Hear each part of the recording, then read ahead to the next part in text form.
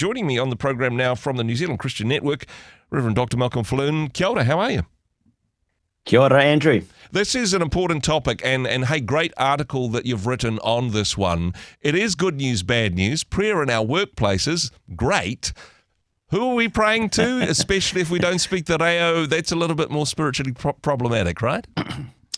Well, I think that the first thing I want to say is that there are genuine issues of conscience that Christians are facing in their workplaces, whether it's in the health sector, the education, or in private corporations. And I've had conversations with people struggling to come to terms with that, how they can participate in good conscience. And I think that we're not a society that that respects the place of conscience, but Christians will always take that seriously. And sometimes it's just a matter of teasing through the issues of what's involved.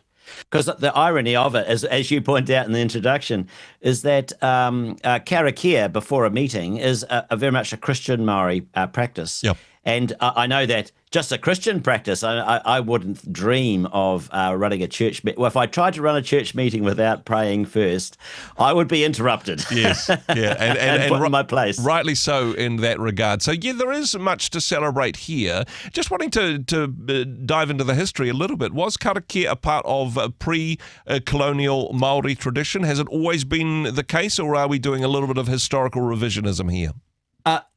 Well, it's one of these things where Karakia, yes, it's a traditional practice, and it's the right words at the right time by the right tuhonga, the right expert, and to ensure a good harvest of kumara and other things. It's very much awareness of the spiritual forces there. But when you come to conversion, it's not like you leave that behind, but your understanding of Karakia is transformed, and for Christian Maori, it was a moving from it being what you might call an incantation to being relational, because Jesus taught his disciples to pray, "Our Father." It's relational, and so there are some people wanting to have and say that workplace Karakia is simply tikanga, as if it's a form of words. Well, for Christians, prayer can never be that, and for Christian Maori, it was never that, and so they took this practice of Karakia, but they modeled it on the missionaries. They began their meetings with prayer. They said grace before meals. That was very much a Christian practice. It marked Christian Maori out for that reason. We got to get the balance right on this one, because you don't want to be, spot the obnoxious Christian in the workplace who is refusing to take part in meetings because something is said in Maori at the beginning and they're claiming the spiritual higher ground and just basically coming out looking racist. We don't want to be that person, but also at the same time, we need to be true to our own spiritual values. Yes, and I think that it's worthwhile pointing out that simply being present while Karakia is said doesn't compromise your faith, and that the missionaries, when they engaged with Maori and traditional tikanga, they were respectful. They didn't look to break it or offend people, and I think as Christians we can listen respectfully. But I think we also should know that actually Christian Maori Karakia is a traditional practice, and I like your listeners' comment, listening out for those key words. Why rua tapu ihu karaiti, and to know that it was prayed. One of the concerns, there's a number of issues of conscience here. One is not knowing what's prayed, and I think that that's important. It's a very much a if it's all in Latin, we're not happy as Protestants anyway. But also, what one of the big concerns is the weaponization of Karakia in the workplace, and it's not so much that Christians would be concerned about the cultural origins of it. It's the way it's been weaponized by the Marxists and activists. In the same way, other issues are weaponized in a way that actually excludes Christians, makes Christians bow the knee to other gods. And this is where issues of conscience become important. So, for those ones who are struggling with this, and there may be times when Christians need to be the obnoxious ones, but I think it's a misuse of tikanga. And so this is it's being used, tikanga has been taken and used for other purposes.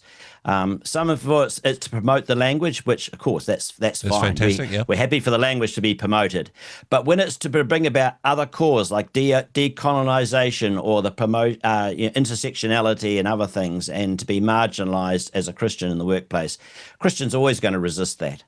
Exactly, and if the words that are being spoken over the group are actually words of attack or words which are making derogatory statements about other sectors of society, then that becomes problematic.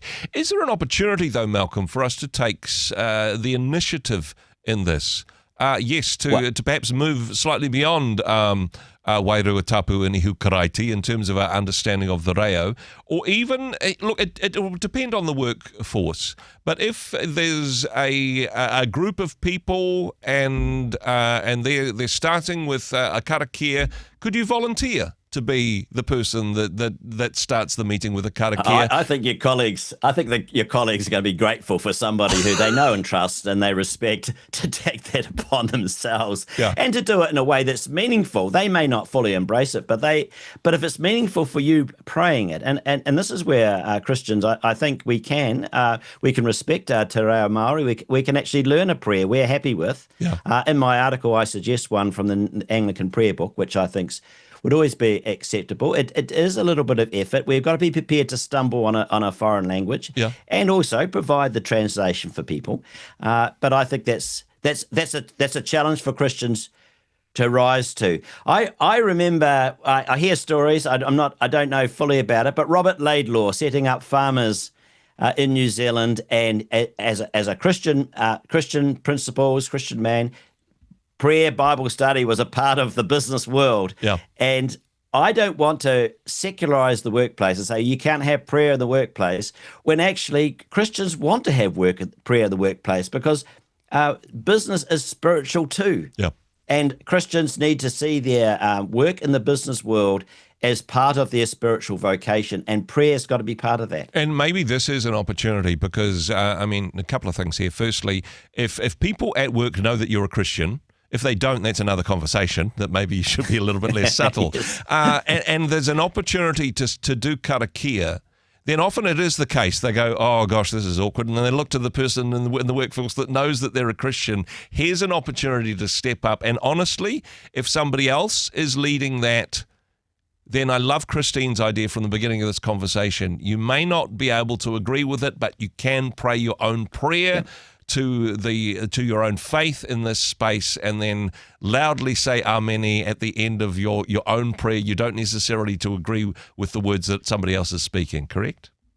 Yes, and I've had people say to me they've been asked as Christians to pray at the beginning of a meeting. They have had no facility in Te Reo, but they pray an appropriate prayer in English, and it's been accepted. Now, it's not quite that is the intention of Karakia and such like, but it certainly fulfills the spirit that all meetings should begin with prayer, and this isn't just about bowing the knee. This is about seeking the one from whom all blessings flow.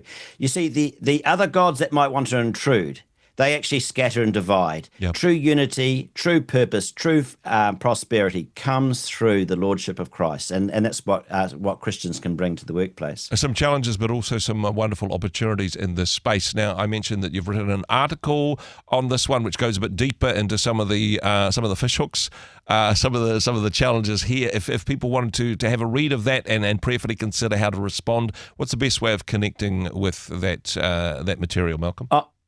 We have a website, the New Zealand Christian Network. We have a website. There's a newsletter that was a part of, and I tried to find it on our website. It must be there somewhere.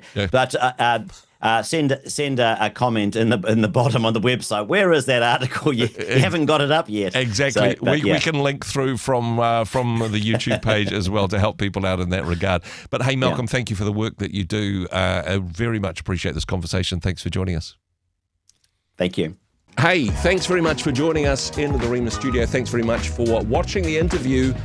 It's kind of nice to have an audience, actually. And if you did like what you watched, then do give us a like, do give us the thumbs up. And if you'd like to see more interviews like that one, or perhaps even better, subscribe and those interviews will come straight to you. Don't forget to turn on your notifications, and we'll see you in the next one. Cheers.